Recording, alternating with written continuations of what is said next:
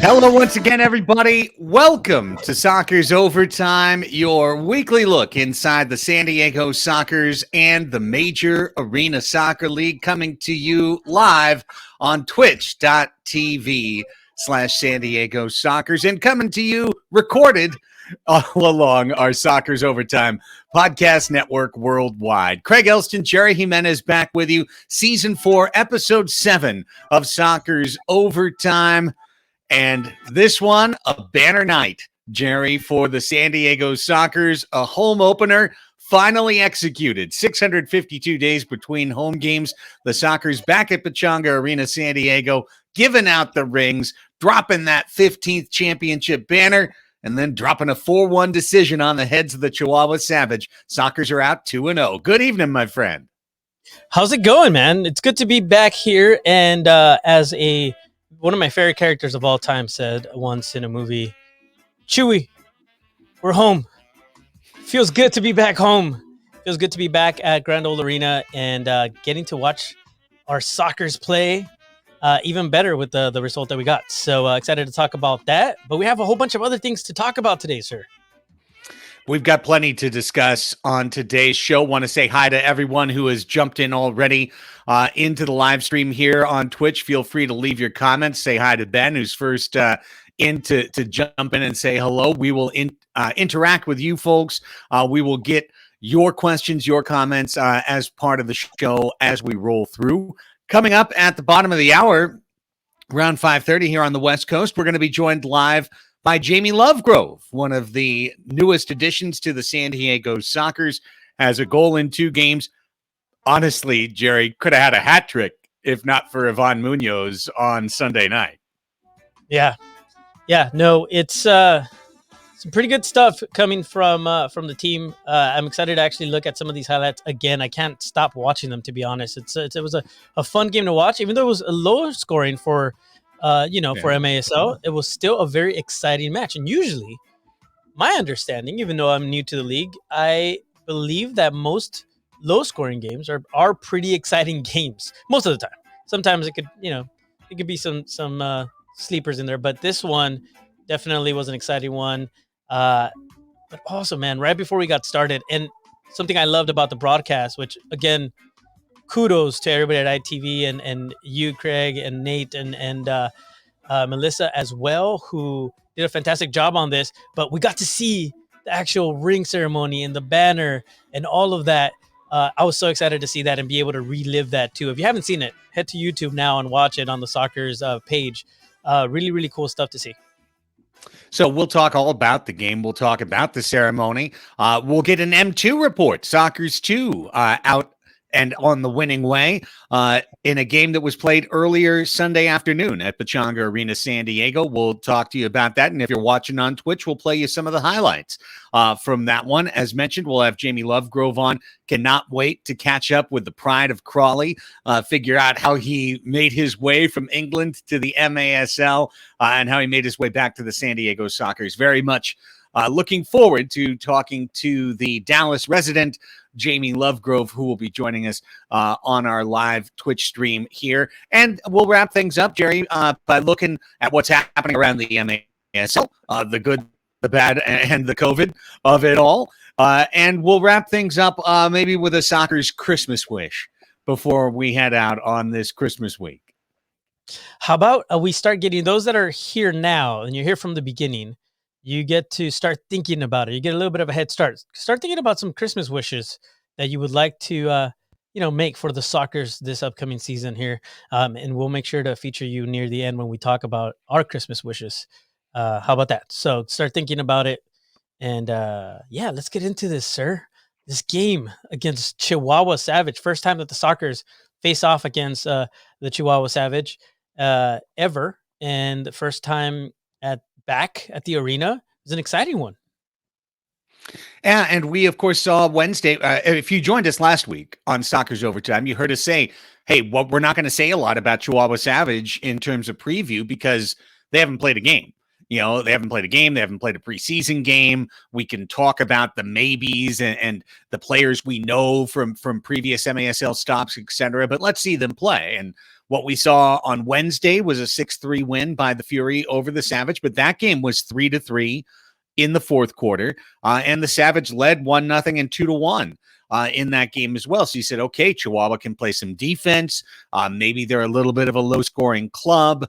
This could be a really tight affair. That's kind of what I came away from Wednesday thinking, and I guess so. Huh, Jerry? I mean, 1-1 at the half, 2-1 after 3 quarters. The Sockers get 2 power plays pretty late in the fourth quarter. I mean, one very late in the fourth quarter. They score on both of them. They win the game 4-1. I mean, it's defensive greatness for San Diego, but Chihuahua, man, they'll play you tooth and nail. That's for sure. That is a hard-nosed team. Also, to be fair, though, I mean, we have to highlight their goalkeeper, right? Munoz, who Absolutely.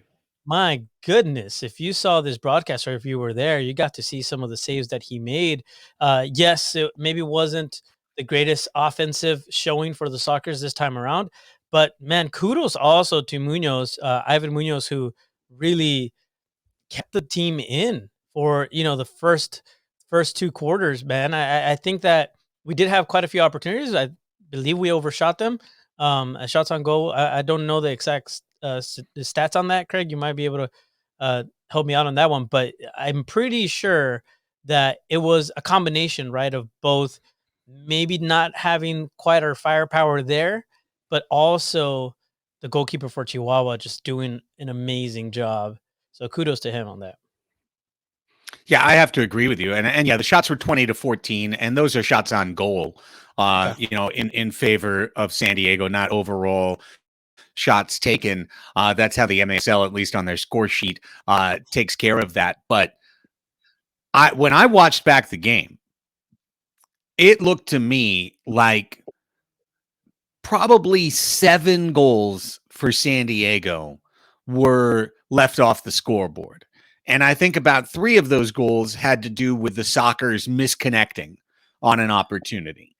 There was a layoff from Escoto to Tavoy Morgan where he had him dead to rights and shot high. There was another opportunity before the club scores. They did score eventually where Christian Gutierrez against 6 attackers had the 6th attacker dead to rights, missed wide. And there was another give and go between Craig Childs and Felipe Gonzalez, where Felipe was going to come right down the middle on Munoz, and the pass misconnected. So a couple of those chances, but really, I'd say there were 4 definite goals that Ivan Munoz saved with bonus saves, with great saves. And when you've got that type of goalkeeping that's going on, I mean, when we bring on Jamie Lovegrove a little later in the show, I saw 3 that Munoz personally took away from Jamie. I mean, when you're getting that kind of goalkeeping performance as Ivan Munoz was delivering, and as you're watching on our Twitch stream, we're playing through to show the first goal, a beautiful set piece by Gerardo Jurado, getting the rollout from the top of the arc. That left wing shot is one that Leo de Oliveira used to take, Jerry, for the Sockers in that set piece formation. They've given it over to Jurado, and he's got a couple of goals from that left wing. I think it's a great setup for them.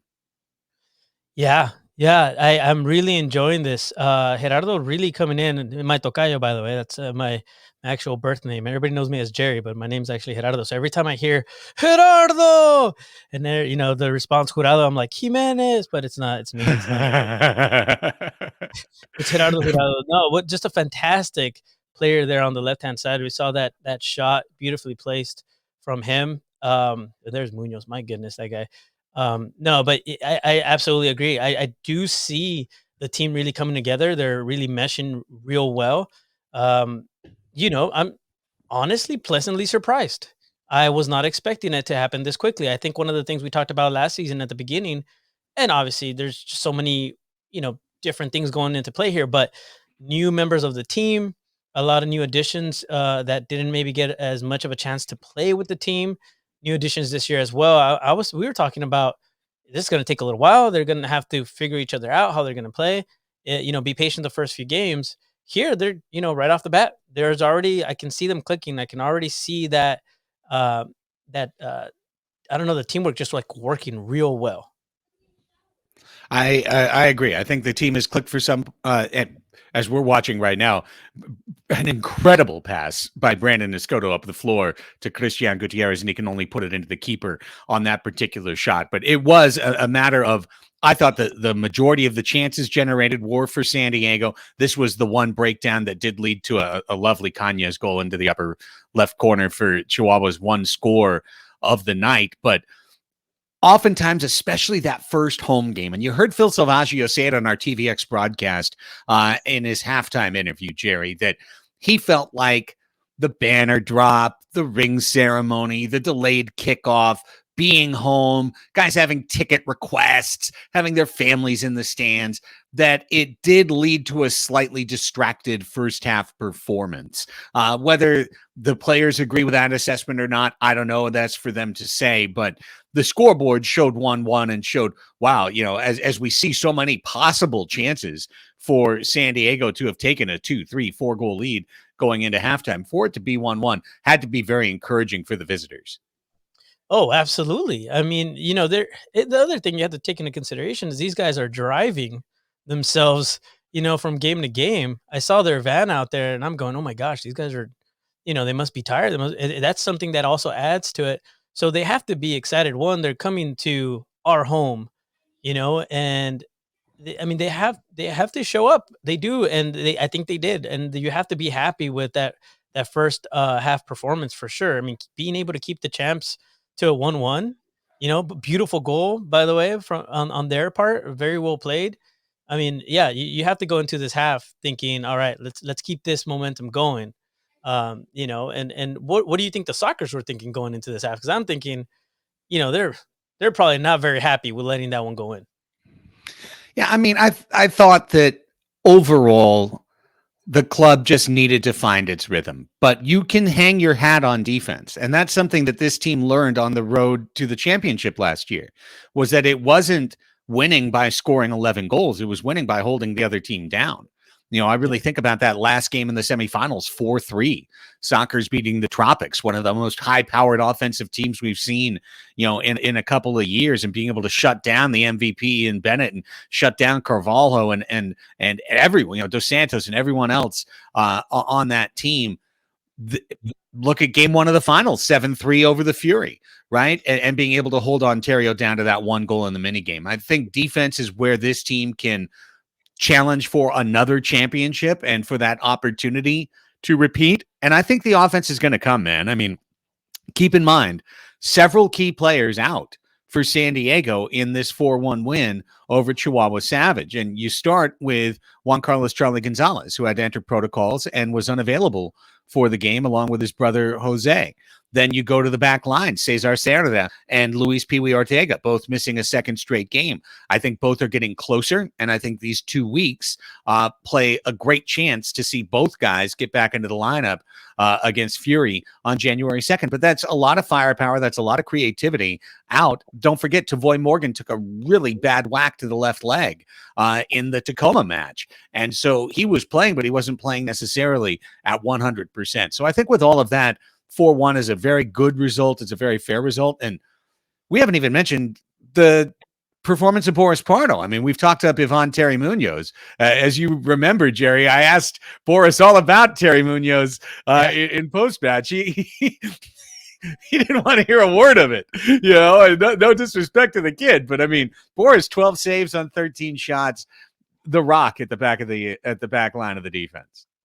Absolutely. And, you talk about defense, building defense and being able to fight for another championship. I mean, we said it and we continue to say it, and people say it all over the place, right? Defense wins championships. And I mean, we sure did. And I think that you're absolutely right. The firepower will come. We're missing so many people, man. It's, we haven't seen a full powered soccer squad just yet. And that's exciting. That's really exciting. Well, we're heading into the key stretch here. 3 straight early matches against Ontario, 2 at home, 1 away. A real defining early season stretch. Soccer's hope to be at full strength for the end of it. I'll tell you one thing as the highlights continue to run behind us here on our Twitch stream. And if you're listening again to the podcast, don't forget every Tuesday at 5 p.m. we are on live now throughout the regular season, throughout the playoffs. As far as the Soccers go, Tuesdays 5 p.m. Pacific time, Soccers overtime. So come on over and join us where you can kind of get the video bonus and the video reward. The Soccers got that Craig Childs power play, Jerry, to make it a 2-goal game. They get the Christian Gutierrez goal with 5 seconds left. That was a meaningless goal, to set the final score. But I'll tell you the thing I liked the absolute best about the Soccers' performance against Chihuahua on Sunday night. And that was with 2:36 to play when Chihuahua called timeout and they went to a sixth attacker. And the sixth attacker ended with 45 seconds left because Chihuahua took a penalty. They took a penalty because the Soccers were taking a 2-on-1 down the floor once again. I'm not even kidding when I say Chihuahua didn't touch the ball with the sixth attacker. They got rid. It was dispossessed from Chihuahua right away, and the Soccers kept the ball away for 1:40 or thereabouts, just passing it around and taking chances. I mean, they had like 3 legit chances against the sixth attacker. Sixth attacker never made it across midfield offensively against San Diego, and I just thought that was a dominant performance. And by the way, Keith Ibbert in our chat here on Twitch, I think made a great point. The Soccers had a full month of training camp this season, and there have been previous seasons, including 2021, including 2019-20, where the Soccers had a 2-week training camp. And those first couple of weeks looked really ragged, and those first couple of results were either losses or were touch and go kind of ragged games. Yeah. And I really do think having those extra 2 weeks has led to a fitter club. By far, the Soccers were ahead of Chihuahua on legs. The Savage had no legs at the end of the game. The Soccers had legs for days. So on a fitness level, the Soccers so far have been ahead of each of their 2 opponents that they've played. And from a teamwork cohesion standpoint, they're ahead of where they were in previous seasons. So I think Keith Ibbert makes a really good point in terms of the cohesiveness of the team and making that choice. It's an extra paycheck from the old boss man to bring him in 2 weeks early. But I think it's really paid dividends. Now, before we go any further, Jerry, we've got our special guest waiting in the wings. I don't want to make him wait any longer. We've just broken down the game. We've broken down the film for you here on twitch.tv/San Diego Soccers. Let's welcome in our live guest today. As we mentioned, he made the trip from England to the MASL and back from Dallas to San Diego, his second tour of duty with the San Diego Soccers. Jamie Lovegrove is back with the Soccers, and he's joining us for the first time ever live on Soccers Overtime. Hey, Jamie, Craig here, Jerry Jimenez there. It's a real pleasure to have you on, my friend. Thank you guys for having me so much. Yeah, no, it's a pleasure to be back with this organization. When I got the call about coming and being a part of it again, it was a automatic yes for me. As you said previously, I was with the organization a couple of years ago and I loved it. And, again, as I say, as soon as I got the call, it was a no-brainer and I wanted to be a part of it this season for sure. No one told me, Jamie, that you had beautiful long hair. So when I'm photoshopping, you into a jersey, I was like, oh man, I messed up. They sent me the wrong picture, man. Hey, you put me on father's body and I was feeling good about myself. I'm not gonna lie. I was like, oh my goodness, look at that right arm. But no, yeah, I don't know what's going on with this. Last year I was bald, now I got the hair. So hey, we'll see what happens. I know Eddie Velez wants to cut it already, so we'll see what's going on there. Oh, don't let Eddie anywhere near that, sir. No way. No way. Or anywhere around your ears for that matter. A wet willy is coming. It's an absolute guarantee. No, Jamie, obviously we've seen you a lot, whether it's with sidekicks, whether it's with Mesquite, playing out of the Lone Star State. The time that you were with the Soccers before, how it worked for you. But tell me about last season, Mesquite, the team you were contracted to, taking the year off, being on hiatus, kind of watching from the outside. What was that like?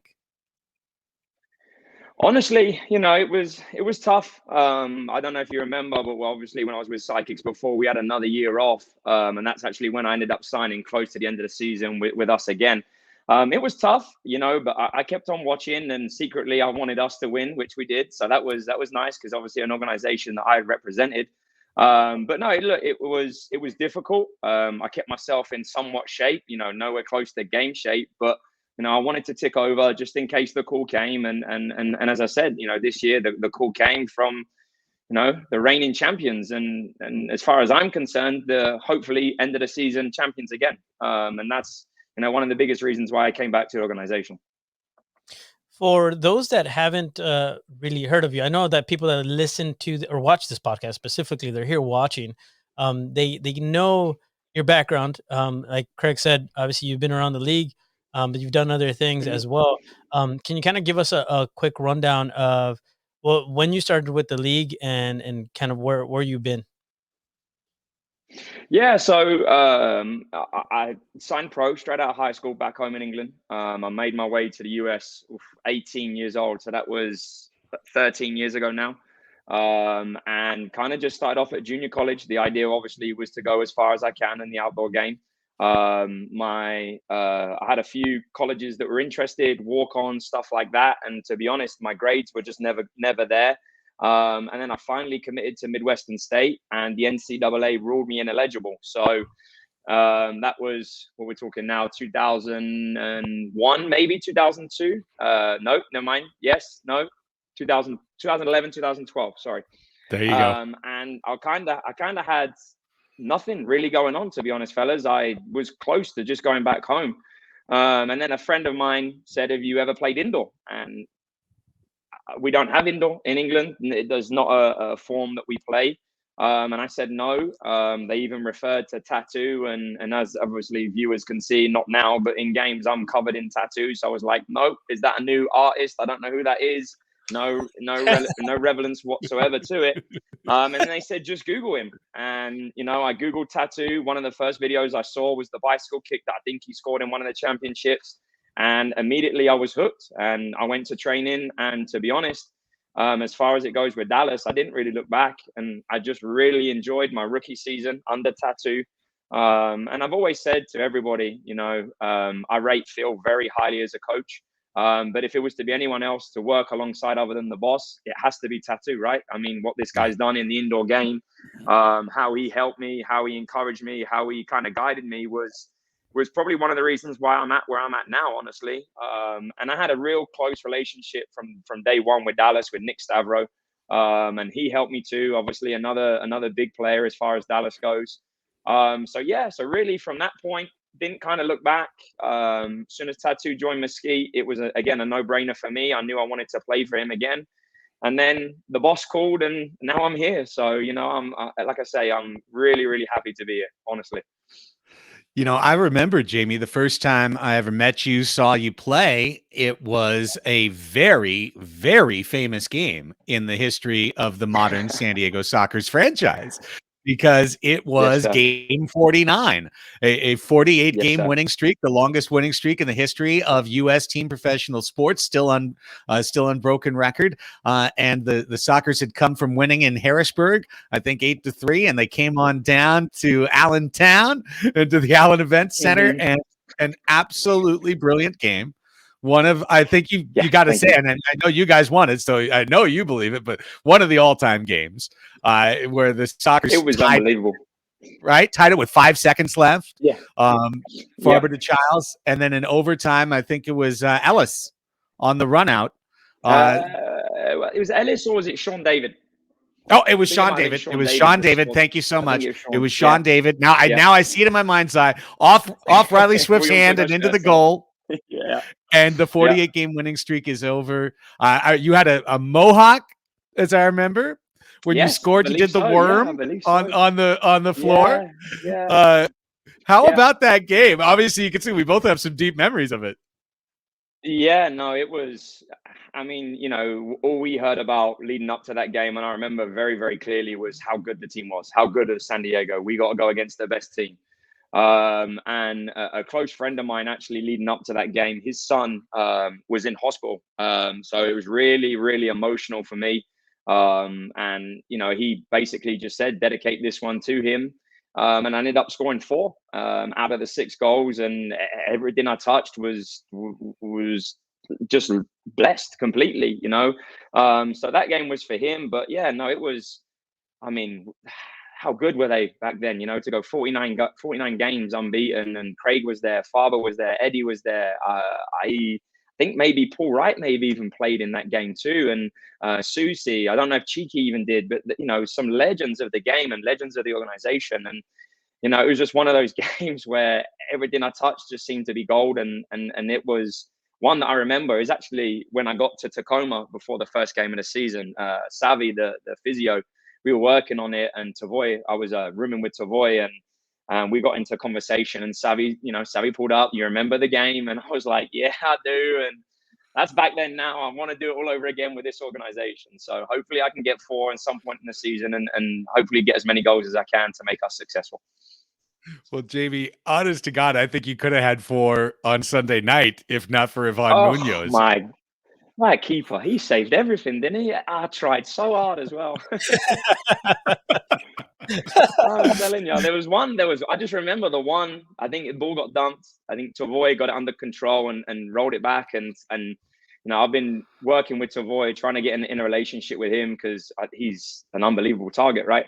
And I think as soon as it rolled, I called him off and I hit it with the outside of the right foot, and just remembered him just getting a touch. And I just remembered looking up at the board, like, what else could I have done at this point to even try to put that in, you know? But, you know, again, the biggest thing for me that I think for that game, importantly, was, you know, we didn't have the hottest of starts. But, you know, what resented with me and what I left that game was the feeling of the championship banner going up the championship ring. And I think that kind of set us a little down at halftime. And then we came out and we really controlled the game. So look, if I don't score any goals for the rest of the season and I can get a few assists and we end up winning as many games as we can, you know, I'm happy with that role. You know, again, like I say, is to be part of this organization is phenomenal for me. Well, Jerry, I just want to jump on that real quick because if you ever watched back the broadcast from Sunday, Jamie, you'll know that I essentially gave you the first goal in terms of credit. I know the goal was Jurado from Escoto, but you jumped off the ball, off the boards, pressured the man, pressured that defensive clearance, and ran right back to the bench. You know, and I just thought that is such a classical team first indoor play. And I got to be honest, that's what I've seen in 2 games from Jamie Lovegrove with the Sockers is you're making the right runs. You're making the proper run. You're running as hard as you can off the bench to the bench, take that wing, you know, draw the defense. If you get a chance like you did in Tacoma, take it. And the chances you had, you know, that came to you versus Chihuahua, take the chances you get, you know, play within the framework, run hard, hustle. Man, that's everything that you want from a veteran coming to a team. Yeah, and we spoke about it in training. Thursday, Friday, Saturday, we wanted to work on high pressure, and I did that. And again, as soon as I realized it was coming out, I knew it was my turn to get out. I knew we had an opportunity at the top of the box, and even got there. And the boss, you know, he said, "If we get this, this is your assist." And I said, "Oh, we're going to get it." And we did. You know, Gerardo finished it well. And again, I think, you know, over the years that I've played, and the call it veteran, I still think I'm 31, so I still think I'm on the younger side of the game still, and I still think I've got a lot of years to play. That's just a move that I've learned, you know, over the years. You know, go back to maybe 21, 22-year-old Jamie, and maybe I stay on. But with this organization, everybody knows their role, and if my role is to go in and run and work and give us an opportunity to win games, then I have to do that. And that's something that you know, I can thank my teammates for, because they make my hard work even easier when Gerardo scores. You know, so, you know, the team environment for us is sensational. And again, as I say, you know, if I just do my part and everyone chips in with theirs, I have no doubt that we're going to have a successful season. You know, going into the next coming game, obviously we get a little bit of a break coming up January 2nd. We do face off against the Fury, who, I don't know, I guess there's a little bit of a rivalry there, I would say. You know, you I think it has to be, right? Yeah. Yeah, there has to be. But I think it has to be, especially after last season. I'm sorry, you're saying that you kept up with the team. Trust me, Jamie, there is, and they hate us. So Jerry's playing it soft. There's a big rivalry there. Yeah. But it's especially coming down the I-15 from Inland Empire. They've dedicated it's like dedicating their album to us. They've dedicated their season to us. Yeah. Which, which again is a nice feeling for us, because everybody wants to beat us now, right? Everybody wants to beat the championship team. And you know, I prefer that. I prefer being on that edge. I prefer being on that side. I prefer seeing everybody's best ability against us, and because I think that puts our game even higher. And again, some of the players that we have and some of the things that they're doing here at the minute, we've got another level that I think we can get to, and that's going to be important. Well, I'll tell you what, Jamie, it is such a pleasure to have you back on this club, to have your energy, to have your spirit, and that team ethic. It's exactly what the Sockers need. We've talked about it before, how when this team comes together, it comes together like no one else. And having you as a part of this is huge. You were, honest to God, you were like that. You know how you get the Christmas puzzle and you've got it on the kitchen table and the whole family's working on it on Christmas and you can't find that piece and you're just going crazy. That piece was numbered 32 and they just clicked it right in. And all of a sudden, the picture looked so much clearer. Jamie, again, a real pleasure. It's going to be a pleasure calling your games all year, man. Thanks for being a part of this team. Thank you, guys. And you stay classy, San Diego. We'll see you, Jamie. That's Jamie Lovegrove. Take care, my friend. Incredible stuff, man. I mean, you hear what he has to say, and you see the way he plays. I mean, his play backs up his words. Yeah, absolutely. 100%. I think, you're absolutely right. I'm thinking back, like he could have easily had 4 goals. There's no other thing that we can say. I mean, we are singing the praises to Ivan Munoz, right? But we do also need to talk at least a little bit about Pardo, because Boris did such a fantastic job too. And, they did have a few very good opportunities. I think, like you said, shots on goal, we were very close, only off by 4 or so. And, this team, again, it's coming together, man. But people like Jamie Lovegrove and somebody like Rojo, who also has just been doing a great job. And I have to say, one of my players of this game has to be Mitchell Cardenas. I mean, he did such a fantastic job. Such a fantastic job back there defending, causing also some fouls that got us, in a really good place to score as well. It's just the team is slowly but surely. I think the analogy that you used was beautiful, sir. And I commend you for that, because absolutely the puzzle's coming together and the picture is becoming more and more clear. So I love it. Good call, though, on Mitchell Cardenas. Defenders who are defenders quite often are overlooked in our sport. And, it's funny. We had this discussion at the office today, because if there's one thing that I think the MASL could do a better job of overall, and listen, our club could as well, it's in the realm of statistics. It's in the realm of being accurate and being consistent, game to game, venue to venue, statistically. And the reason I bring this up is because it seems like in our league, when people around the league vote for Defender of the Year, they usually vote and they just go and look at the blocked shot stat. And I think the blocked shot stat in the MASL is the single jankiest stat of them all. Yeah. Because there'll be some cities where there are 35 blocked shots in a game, and then there's others where there's 4. And I mean, sure, games can take different shapes, but not really like that. There's a little bit of a middle ground. And so if Mitchell Cardenas at the end of the year doesn't have 40 blocked shots next to his name or 15 points, people will go like, oh, well, I guess he was just an average player.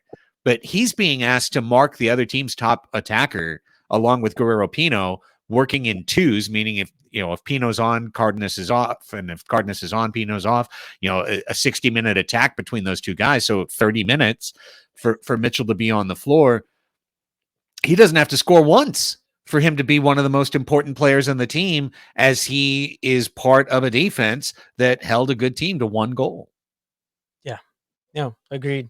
It's a bummer that that's the way that, I mean, I guess it's probably the easiest way rather than having to follow every single game and track everything down. But man, he just was very impressive. And so I have to give him a shout out, because he's one of those players I went back and saw and it's like, man, Mitchell, what a player. So 4-1, Sockers over Chihuahua, our breakdown, our interview. Now, let's get to the M2 report, Jerry, because Sockers 2 got the chance to have their first match of the M2 Arena Soccer League season They were hosting Ontario Fury, a 12:30 game at Pechanga Arena, San Diego. And let's just lay this out crystal clear as we bring up the highlights from SD Soccer's 2's victory.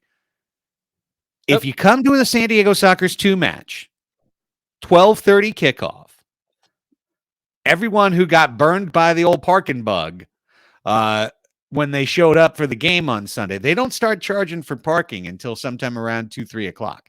So if you come early, you can park for free. Ticket to the SD Soccer's 2 game is $10. And yeah, they'll clear the arena after that game, but that gives you like an hour or two to go have a beer at Bay City or go over to Chili's, enjoy a little bit of time, come back into the game, and you've saved that $15 of parking.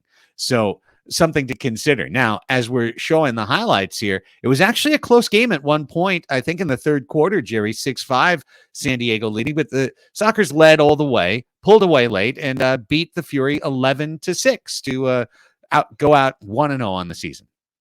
I think it was very similar at the end, like our Soccer's main team, where I do believe the Fury kind of lost their legs a little bit, and we were just completely outrunning them. You'll see here in the highlights live on Twitch that these guys just their defense was nowhere to be found at some points. We were just and there's that goal by Rojo too.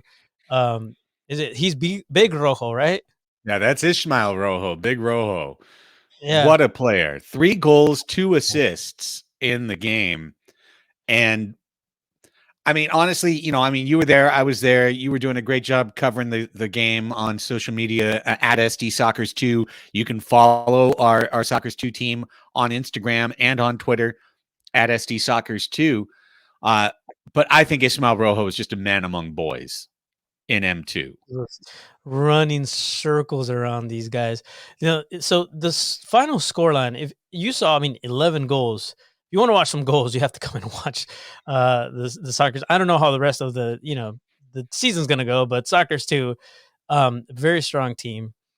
We see here actually in our comments, K. Vivard says Flores and Rojo look exciting, ready for senior club. That's one of the things that I was about to say, and that is that if you want to watch the future players of the San Diego Soccer's squad, go to the Soccer's 2 games. You're going to see some players that are definitely very, very good and that could possibly be making their way up. I know that that's probably their hopes. And so they have something to prove. And when you have something to prove, man, those games get exciting.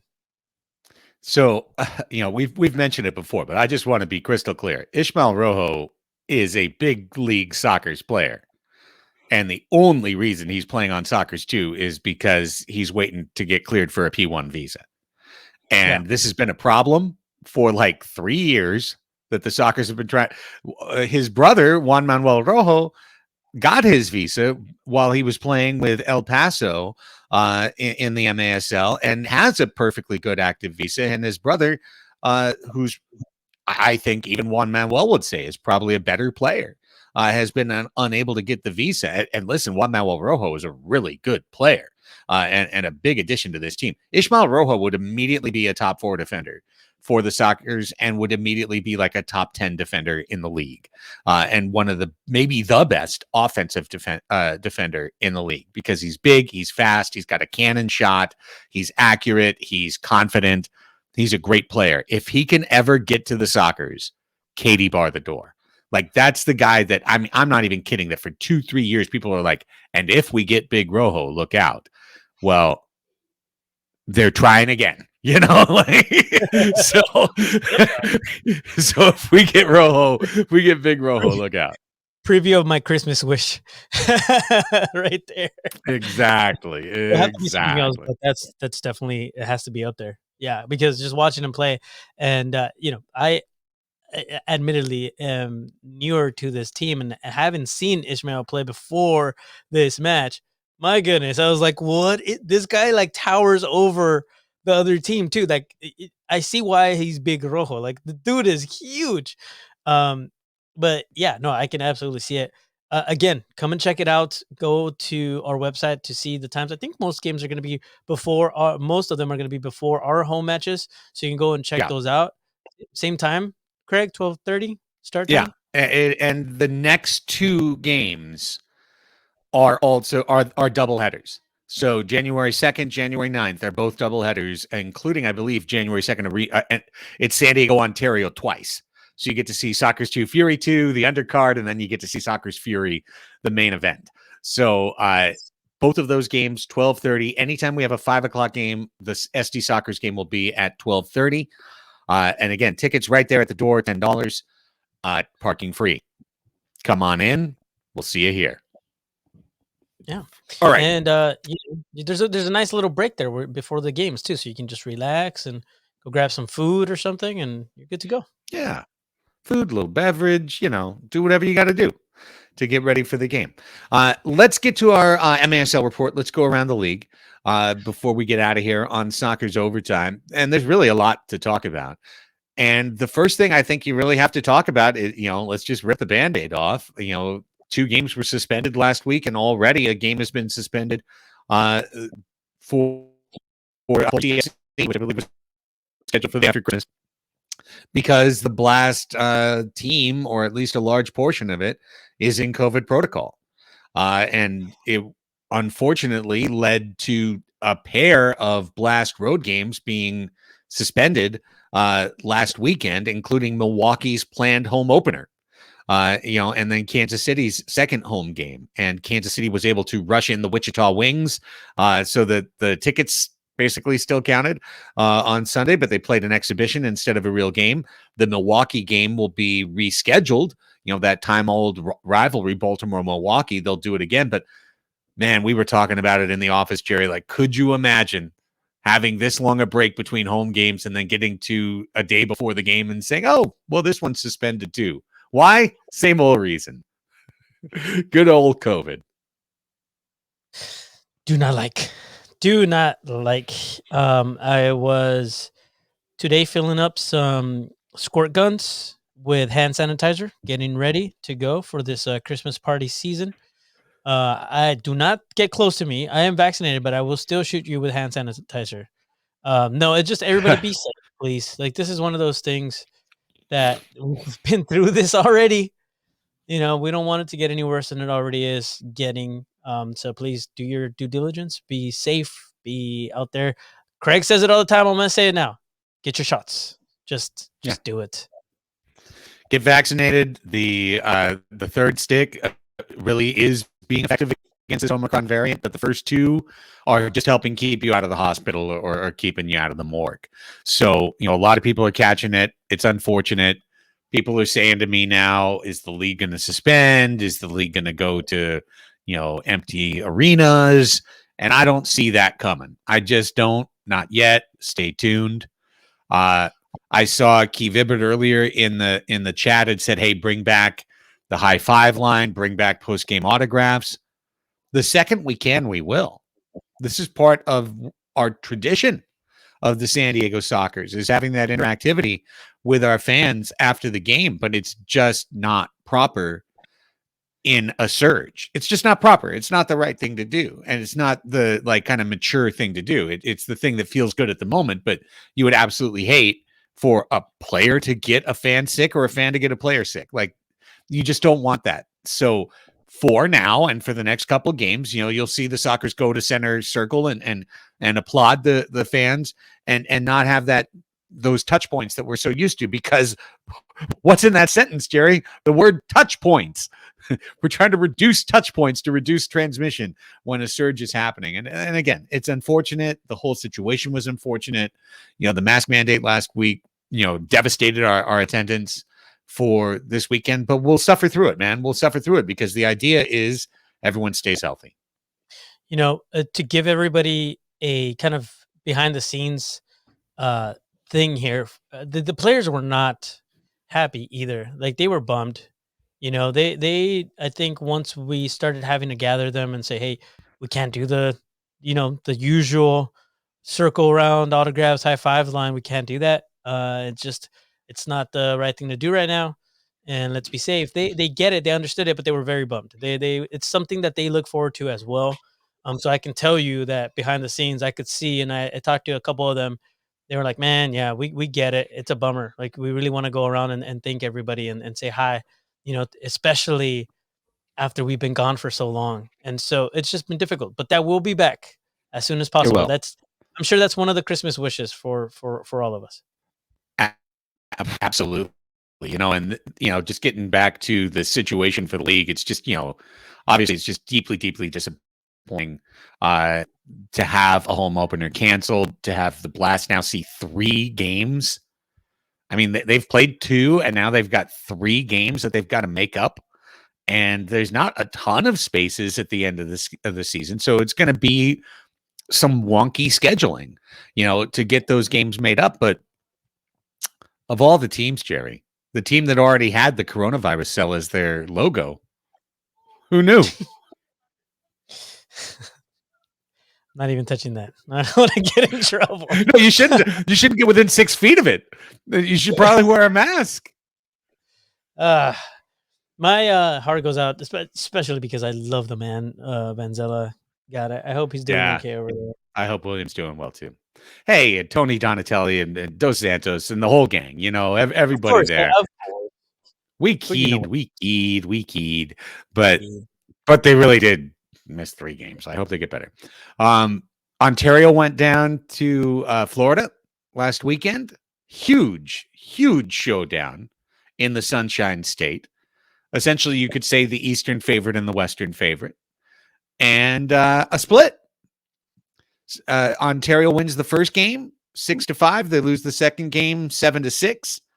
Taiyu gets a hat trick in both games. And now Ontario 2-1. Soccer's 2-0. So both teams with 6 points. Soccer's with a game in hand. Remember, we're in a point standing, not a percentage standings for the MASL in 2021-22. But I especially watched the Sunday game pretty closely while I was at the arena, because we were all there early for the Soccer's 2 match. And hey, good game. Real, Ontario's a solid team. Florida, Taylor Bond scored a ridiculously good goal. Vic Moraligwe is scoring.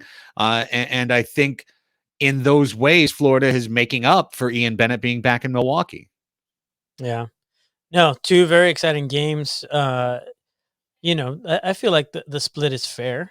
But you have people in Ontario too, along with, you mentioned those players in Florida.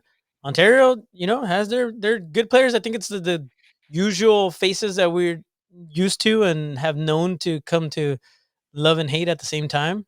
The King with 9 goals. In the last 3 games. How many did he score in the 2 against Florida? Yeah, 6. He had 3 and 3. Yeah, 3 and 3. Jeez, 2. just gets 3 goals a game. Like, just routine. Is that like something now that the teams are going to say, hey, we're facing Ontario. So the goal is to not allow Taiyu to score 3 goals. 2's going to be okay, but not 3. My goodness. By the way, I'd like to say something here. I'll say 2 things on behalf of the King, but the second one is going to be on behalf of a whole league more than the King. All right. Taiyu got fouled a ton in Florida. And I know, and like he went to Twitter to complain about it. And the clip he put up was damning. Like the clip he put up was ridiculous. It was Hugo Silva leaving his feet to take Taiyu out of a play. And they called the foul on Frank, which is really funny. I mean, it was really funny. So not to tell you, it's not funny. No, so I mean, Frank, if you're listening, you definitely were robbed. Taiyu does get fouled a lot. That's the nature of being. It's the Shaq problem. It's the nature of being the Shaq of the league. Is that you're going to absorb more damage, and the game is not called the same for you as it is for other players. You have to be more physical because you're more physical. And is that fair? No, but that's the way it is. It wasn't fair for Shaq either. But here's the other thing. The league has been doing this graphic that they've been updating every week. And I know where you're going. I know. And it's the race to 400 points. And, like Taiyu, they have at 393. And I think Leo Gibson and Casey is like at 387 or something. I don't know. But here's the thing. Frank Taiyu already has over 400 points in his career. He's got like 433 or something. The MASL, for some reason, isn't counting Frank Tayu's PASL stats. This despite the fact that the MASL, the Major Arena Soccer League, is a merger of MISL 3 and the PASL. Those two leagues became one. But the PASL stats don't count? Only MASL stats count? What are you talking about? So, A, Race to 400 is bogus. Tayu is already there. Gibson is already there for his MISL stats. True. B, I bring that up because I count Craig Childs' PASL stats. I don't throw those in the bin. And I believe it's 13, right? 587. Childs is 13 points from 600 in his career, not 400, 600. So, MASL, what are you doing? Get it together. What are you doing? Look at that. You know, it's just, Where's Craig that's Childs at? crazy. Yeah, according to the MASL, Craig Childs has like 330 points or something. Like, what are you talking about? You know, it'd be one thing if the MISL swallowed the PASL or bought it, or the PASL dissolved and then another league was created or something. But the two leagues merged. What are you saying? Are you saying that one league counts, the other doesn't count? Like, these are players. If a player was in the American League and then they went to the National League, don't they get the same? Don't their homers count the same way? Like, I think it's silly. So. And look, the whole thing is silly, right? As Susan is saying, isn't goals per game more meaningful? What are these counting stats? What are these counting stats anyhow? Who cares about What these are we counting talking stats? about? Yeah. I give you a counting stat, 15 championships. That's a counting stat right there. You count yours. But hey, race to 400. Give me a break. Tayu's already there. Leo's already there. And Childs is approaching 600. And we will count down to 600 on our soccer social media. And if MASL wants to pretend like what we're doing is bollocks, so be it, guys. We're going to do it anyway. This is now going to be a regular section on this podcast, especially live. It's going to be called Craig Rants. And dude, you're absolutely right. And we're talking about it. It doesn't make any sense. But hey, hashtag MASL is gonna MASL. MASL gonna MASL. No doubt about it. Other things that happened around the league: St. Louis edged out Milwaukee. Real bummer weekend for the Wave, because first, as we said, they had their home opener postponed against their biggest rival and biggest draw, and then they go on the road and they were ahead in St. Louis and they lost. It was a great game, but St. Louis won that one, so the Wave are 0-2. Will it mean anything? I'd say go ahead and buy the dip in the Wave stock. Milwaukee's going to be fine. And Gordy Gerson has scored a goal in 2 straight games. I love you, Gordy. Where was it? Where was it here in San Diego? Where was it? You score in every game I've ever watched you play, except when you're wearing this crest. Stop it. You know why? It has a lot to do with... No, I don't know why. I got nothing. Sorry, Gordy. No, hey. Happy birthday to Gordy's dad last week. Love Gordy Gerson at Kicking It 3. Didn't score 1 here. Drives me nuts. When I just see him put one in every game, I'm like, Craig, the Craig Rand section is over, man. Let's stop. Oh, yeah, I forgot. Tacoma got a big win in Dallas. Good for Tacoma. They're on the board. Every team other than Chihuahua in the West has a win now, has some points now. Chihuahua holding up the bottom at 0-2-0 points. Huge weekend for UCFC, though, because Utica City had lost twice, both games at home, both games to a team that had played the Saturday night prior in a different venue, like really two of the worst losses you could have. They weren't against cheap teams, but still, like when you've got that advantage, you're supposed to win. And Utica was trailing, but came out solid win over Harrisburg at home, and then went to Harrisburg and won easy the next day, 9-4. So I thought this was a welcome back to the league UCFC kind of weekend, because if they were 1-3, 0-4, all of a sudden you're kind of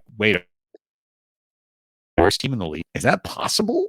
Is UCFC the worst team in the league? And you knew that couldn't be the case. And in particular, our old friend Christian Segura, Mighty Mouse really lit things up there at home. Good job by Segura. I was texting you during this game. I'm like, oh my gosh, Segura looks so good.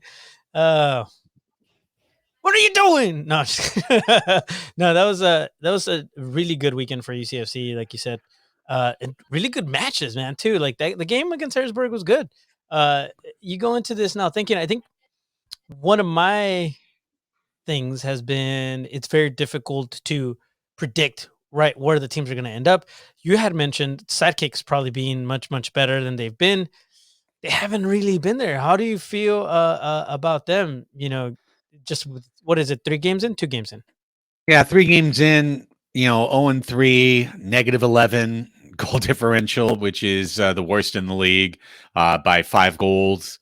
So obviously not great. I'm going to give Pablo some time. The first game I thought was kind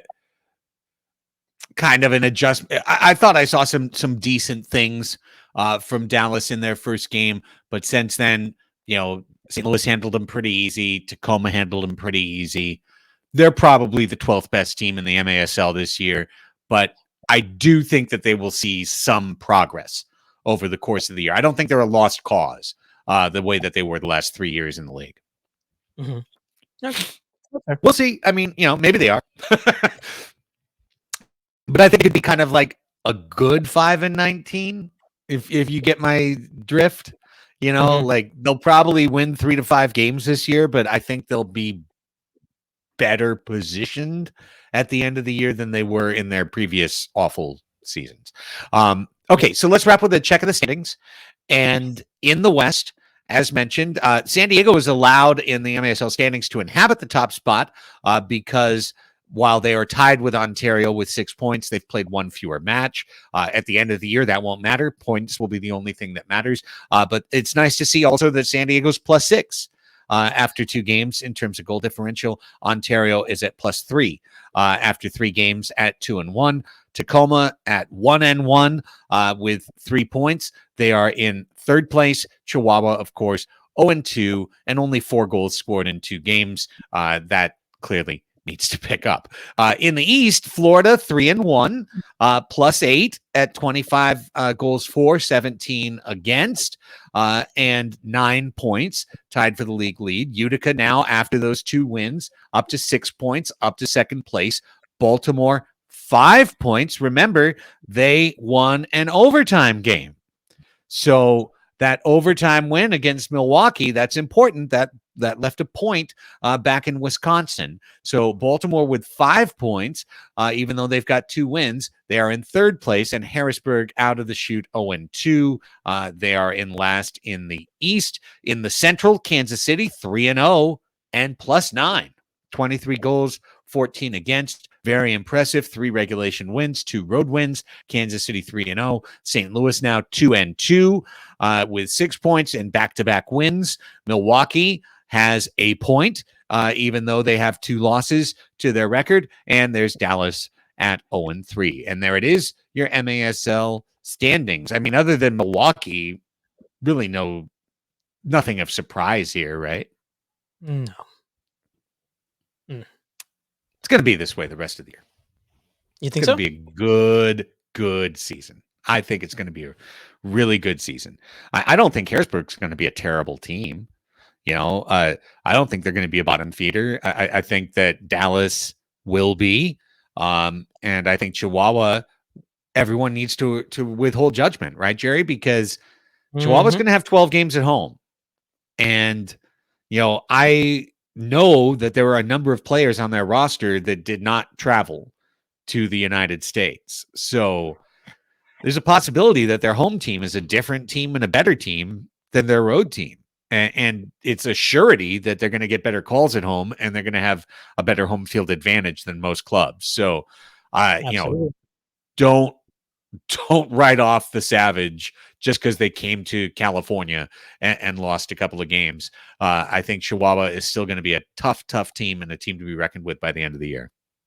Yeah, one of the things that I've learned, and I'm sure everybody here will agree, and is also learned as well along the, following MASL, is do not get ahead of yourselves in the beginning of the season. You never know where you might end up. Maybe with the championship. You never know. Well, let's wrap up with our Christmas wishes because the Sockers have Christmas off. The league has Christmas off.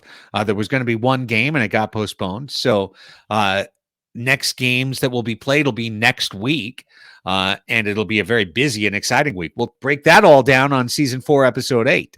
But here, heading into the Christmas holiday, Jerry, if you had a Christmas wish for the organization, and look, Booty Hippie said, hey, win a championship. Yes. That to me is like wishing for world peace. When you ask for that New Year's wish, world peace, well, yeah, we want that. And we do want to get another championship. But short of that, something that might lead to another championship, something that, something beyond the big goal. What's a Christmas wish for the Sockers for you? For me? No, you go first. No, okay. Honestly, I have a lot, but I'm gonna say my Christmas wish is to go and to win the series against the Fury this year. What? How many games do we end up? We play them quite a few. 6, I think. Yeah. So I want to take 4 or 5 out of the 6. Like I want to take 4 or 5 out of the 6, and I'll be happy. Also because we may be making some bets with our lads over at Striking Fury. We'll see about that. I'm not sure. I'm not the betting type, but I love Philly, and so I want to make sure that I can give him some crap for losing to us. No, but hey, that rivalry is getting better and better. I think you see some of the comments on social media and stuff like that, and the teams themselves. Obviously, they don't like us. I don't think we like them very much either. So that's gonna be my wish. How's that? Were you expecting that one? I love it. No, I think that is wonderful. I thought you were going to make the wish, so I'm going to have 2 then of having stocking stuffers for Iran Puerto Ruiz and Ismael Rojo. Yes, a little P1 stocking stuffer, because I think having those 2 cats back makes a huge difference for the team. Mine would be and listen, you just put up on from our Twitch streamer Ben, no season stoppage. That's a wish we can all get behind. Let's light a candle for that, for everyone to stay healthy, for teams to stay healthy, staff to stay healthy, and that they will be able to keep this season going. Miss What's It 411. Key Vibbert says Christmas wish, Farber back in the lineup. Brian wishes that to be the case too. And Miss What's It was asking for a shutout for the Sockers. We came within 1. So close. So close. I'd love to see Pardo get a shutout this season. I think it would be his first with the team if it happened. And there you go. Susan Marie, for players to stay healthy and uninjured and have more fans at games. I will even make that very specific. I'd like to see a full, healthy season from Boris Pardo. I'd like to see him stay upright, healthy, back feels great, hands feel great, legs feel great the whole year because he is playing great. And we both love Xavier Snare-Williams, but he's not an experienced player. He's a younger player. We want to help integrate him into the lineup. We don't want him to be thrown into the lineup. This last one from Miss What's It, coming soon, Miss What's It. She's asking that they will sell the retro jersey online for those of us living in other states who can't go to home games. I will tell you right now, 100% this is happening. It is simply a matter of time. They are given the hey, what do you hometown bias? What can you say? They are giving the folks in the arena the first chance. Part of that is a craven wish that some people will show up and buy a ticket to get that jersey. But as soon as we're done with it, and by the way, people were asking for the blue jerseys at the home opener. A little bit of a delay in shipping. Have you heard of that in late 2021? Shipments being delayed. Anyone dealing with that with their Christmas gifts right now? Shipping delayed. So they should be back in time. They should be in place in time for January 2nd. That's my understanding. They should be in place this week. As soon as they've been sold at a home game, they will go up online. So you'll be able to get that blue jersey and that retro jersey online for sale once they've been available at the merch stand, and our Great Soccer's home fans get the first crack. I just wanted to throw all of our viewers here, all of their wishes up before yours, because I know yours is going to be good, and maybe we can end on that note. Do we? Because I don't think we have much more to cover other than we're done. There's no games coming up. Everybody enjoy your Christmas break. Go back and rewatch the awesomeness that has been the last two games, and we'll see you very soon. But Craig, what? So you said one, because I agree with you on that one. I think that's a split. I mentioned it earlier. That's definitely, we want a Christmas stocking for Ruiz, for Hiram Ruiz, and for Ishmael Rojo. So what are you thinking, sir? Pardo. I said it. Pardo. Healthy. Pardo. Oh, okay. I'm sorry. I wasn't paying attention. Bubble wrap Pardo. Keep him in a baby Bjorn, carry him in a baby Bjorn in between games. Okay. Really, really great big baby Bjorn.